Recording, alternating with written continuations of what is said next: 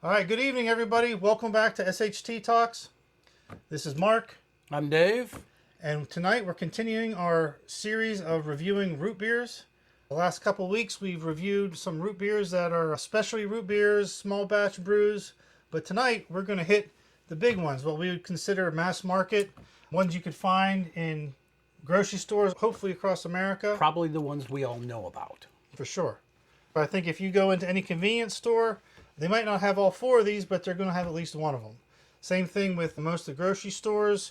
These were all found at local grocery stores. Not every single grocery store had every single one, but here we are.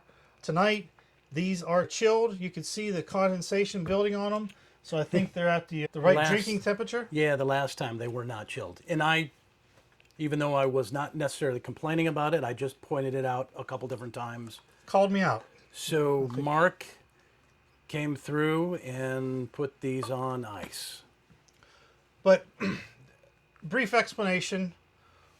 What reason why we're doing this? A couple weeks ago, we had ourselves just a little man talk session around the fire pit, talking about guy things, and somehow the conversation led to root beer. I don't know how root beer is a guy thing, but it became a guy thing. And Mark that started right? talking about how he reminisced about eating pizza, drinking root beer. I don't have any of those types of memories. I just drank root beer. Yeah, for some reason, there's a level of nostalgia with drinking root beer, but I enjoy it. So here we are. To hit what we got tonight are some dads. And I still think that's a popular root beer throughout America. Yeah. I definitely remember my grandfather drinking it for whatever reason, long memory or strong memory. Yeah. Barks, Barks has bite, although I don't think I see that on here anymore. That was their tagline years and years ago. Barks has bite, and I could explain that later on, what that means. I don't know if we've talked about that. Yeah. A&W root beer, which I think has been around forever. I don't know what the A or W stands for, but it sounds good. Yeah. And then the last one we have here is Mug root beer, which I think is a Pepsi product. And do you remember the Hagar the Horrible ad campaign with Mug root beer? No. No, okay. I don't remember. I guess I'm way into root beer advertising. I guess so. No. Yeah, seriously, you remember Hagar the Horrible, right? No. The cartoon? Yeah, the comic strip, Sunday morning comic strip. The mug and Always had the mug, thus the Mug root beer. They turned his Viking ale into root beer. So that was a big, we'll Google it. Okay. So that was a big ad campaign. Okay. So let's go. Let's get on to this. Let's, even though these are in plastic bottles, I still think that, we're going to get the same. Yeah, I don't know if... Mug's going to be first. Here we go.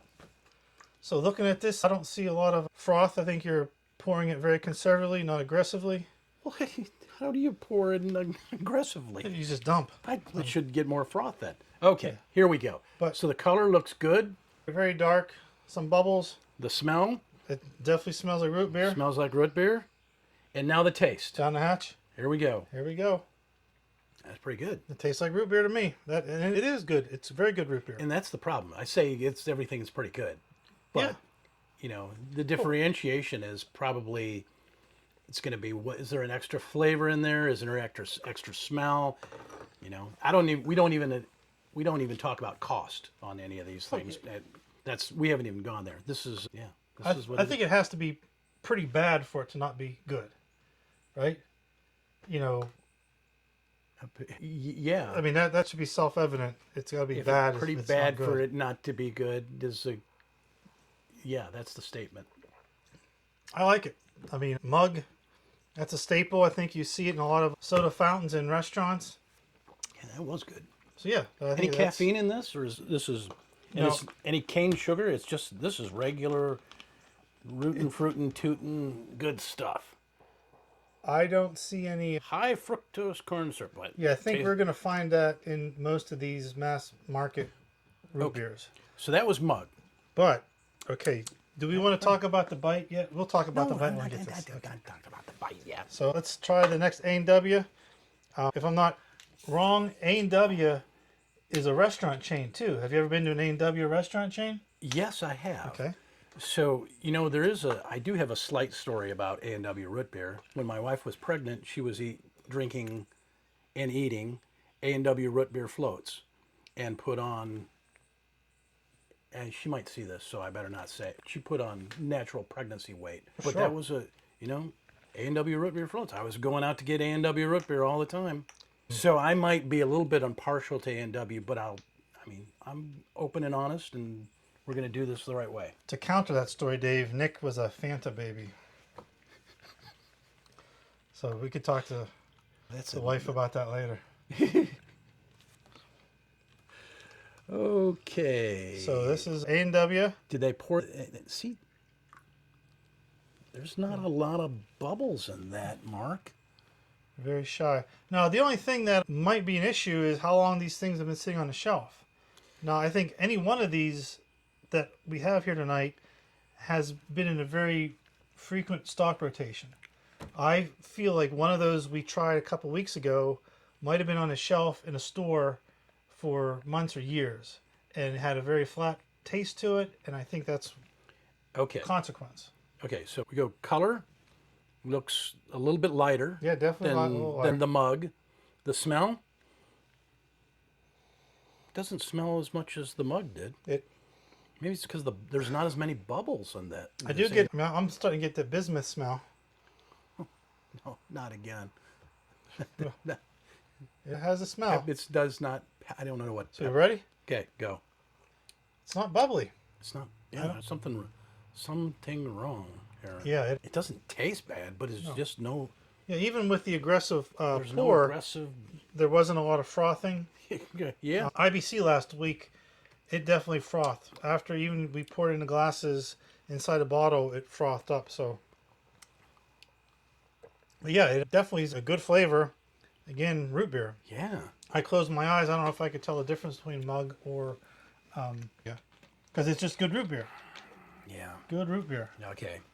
So Okay, let's go. get down to Let's go with the bite.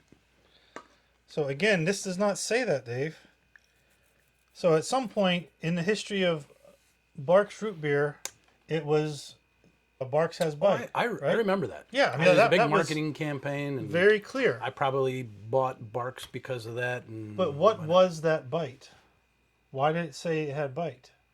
I don't know. This is maybe it's hearsay or old wives' tale, but it was told to me by somebody in the know who was a server at Red Robin. They said that Barks. What? Are you making server at Red Robin? It's a qualification. They know their service industry. Barks has bite, or that was their tagline, because it was the only root beer on market that had caffeine in it. So when you drank Barks, you might get that caffeine boost that you might get with a Coke or a Pepsi, but all these other root beers, and I think that might have been why it was served to me as a child, because it didn't have caffeine. Mm-hmm. You know, you don't give little kids caffeine, or at least that was what some people believed. Did to me, but that's another story. But yeah, that'll be another episode. So okay, So Barks has bite. let's go. Yeah, this is one of my favorites. I know that. One of my favorites. Okay, color. Barks. This is the normal high strength full sugar, not the zero that we talked about. Okay. This is not the zero. This is high fructose. None of that cane specialty sugar stuff. It's not. Yeah, but you're right. It is a high fructose corn syrup, charcoal color. You know what? It smells pretty good too.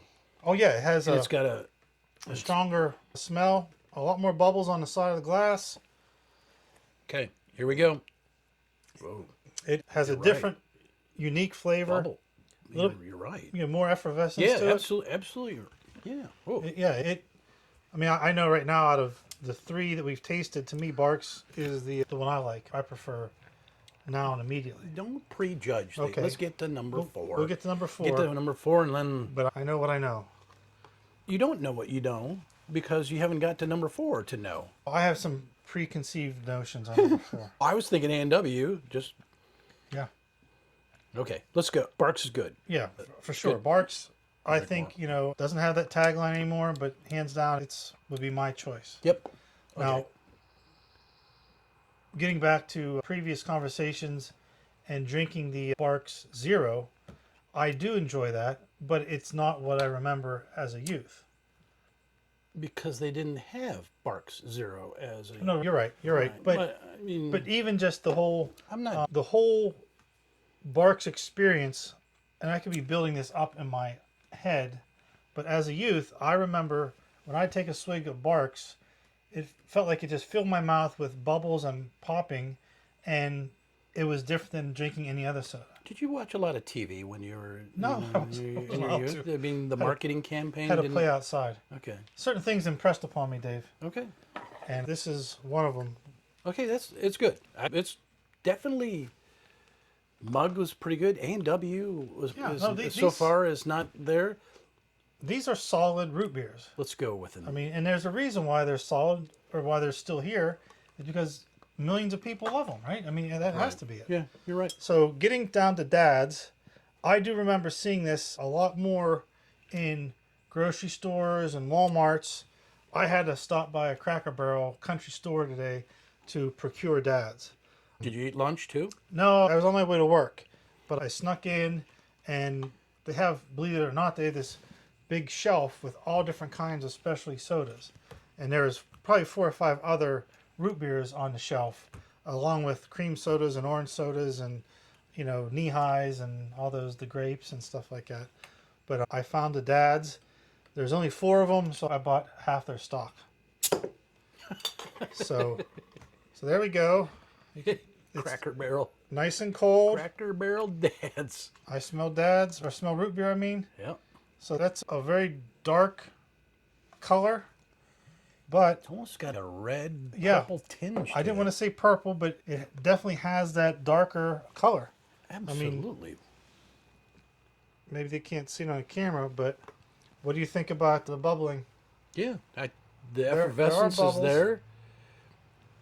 I don't know what the technical term for effervescence is other than effervescence. Tell me you don't smell Bengay. Oh my. Mark. I wouldn't... That smells weird. It's different. Strange. It's It's not the... typical root. It's not a Smell. root. It's not a... It's not bad. No, but yeah, you're right. I wasn't... I mean, in one of those ones last week, I smelled Pepto-Bismol type thing, but this... It's definitely not a licorice smell. No, not black licorice. You ready to try? Let's go. Interesting. Distinct Yes. taste. Distinct. So I told you I had a preconceived notion about Dad's root beer. I don't want to say anything. It's not negative, It's not... No. but I felt like when I drank this as a youth, I always thought it was flat. And in drinking this and sipping it, there are bubbles on the side, but I don't feel that in my mouthfeel, Yeah, you're right. It's not like it's smooth. But yeah, it's more smooth- smooth than anything. But it's distinct something. I was looking at the ingredients trying to figure out if there's something Some special ingredient. something special. This does have cane sugar. Oh, it does. Yeah. But I mean, not bad. Not bad. No, I don't think it's bad at all, but it reminds me of nostalgia, and it confirms my belief from 40 years ago that Dad's seemed like it was flat. Yeah. I mean, that's Smooth. just the way it was. I don't know. Maybe flat's not the right That word. is A&W was flat. Yeah, That's flattish. flat. Flat. That's not smooth. That was just not. There's not a lot of bubbles. Mug, pretty good. Barks, I think you're onto something. The Barks was really, Yeah. really pretty decent. I think in my mind, Barks hands down is the premier root beer. Okay, so we're going. If we were to rate things, right now, Yeah, Barks number 1. with what we have here on the bar in the Stag's Head Tavern, I definitely would call those two. I think these guys are in my mind, are kind of tied. Yeah. The mugs and A-Dub are very similar in flavor and texture and goodness and wholesomeness, at least the way it makes me feel. Then Dad's would top out at number 4 here. Does that seem accurate to you? I think that is pretty accurate. I agree with I mean, you. I don't know if these are I'm not interchangeable, trying to. but I'm really surprised. A&W was, I almost want to call for a repeat on that. A&W just because it's a bad bottle. something bad bottle, I guess. Yeah. It's not as. Yeah, It's not what I expected. unfortunately, Dave, I think some things don't live up to our memories. Hey, you're right. Or, You're right. Whether it's a memory from last week or years ago. Like I said, when I tried that Barks Zero weeks ago, I was disappointed because it didn't remind me of all that immediate mouth feel with the bubbles, and just felt like it was going to shoot out my nose every time I drank it. Which I like that, right? Not many people do like things shooting out their nose. No, but I mean, but it was just you had to consume it. You had to get rid of it in your mouth. And I don't know if I mentioned this to you or if I mentioned it on the cast before, but I Googled it, Barks, and Google revealed that there was a formula change some years back, and that a percentage of the carbonation had been removed. So it would not be as effervescent as I remembered it. Which, now that I read that, it all kind of makes sense to me. Was there a reason why? Probably cost. I don't know. Maybe it costs an extra half a cent to add more bubbles to each bottle or something like that. I mean, I'm sure anything in corporate America is done for overhead. Well, not necessarily. The Coke, the new Coke and old Coke kind of thing. That was a big deal. The new Coke was a lot smoother, and people didn't like that new recipe way back when.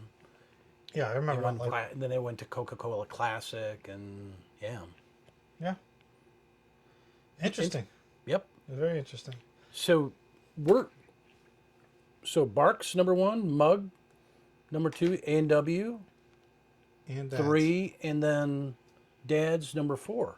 I almost put Dad's in front of A&W, kind of, because it tasted good, but man, you can't deal without the. Yeah. If you're drinking flat pop or soda, that's an issue. I'm not a fan of flat soda, but I also always felt like if you had a 2 liter of root beer, you had to drink the whole entire thing in one evening, because it seemed like the next day it would be flat no matter what. That was always my thought. Was that reality? You drink a whole 2 liter of. Well, no, but I'm just saying. I knew I'm not. if we did not, as a family or in college or what have you, whatever root beer it was, it could have been the Food Lion brand. If you didn't finish that root beer the night you opened up cracked it, it's not going to taste. The next day it was flat. Yeah. Other sodas would usually be okay. Yep. For a day or two. Yeah. Nowadays they have that thing you could inject air in there and you kind of pressurize it, but that wasn't available years ago. Yep. But regardless, this is down on my scale because I need the bubbly feel. Yep. When So we're in agreement. So Barks, Mug, A&W, and I think Dad's kind of are in there. Barks for sure is the top one for me this round, and probably out of all the root beers we've sampled so far. Yep. So we need to bring Barks to the next round, or whatever we do next.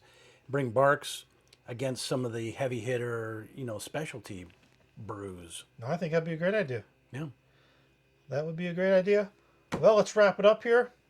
Again, this is Mark. Dave. At the Stag's Head Tavern, live. This is SHT Talks. Good night.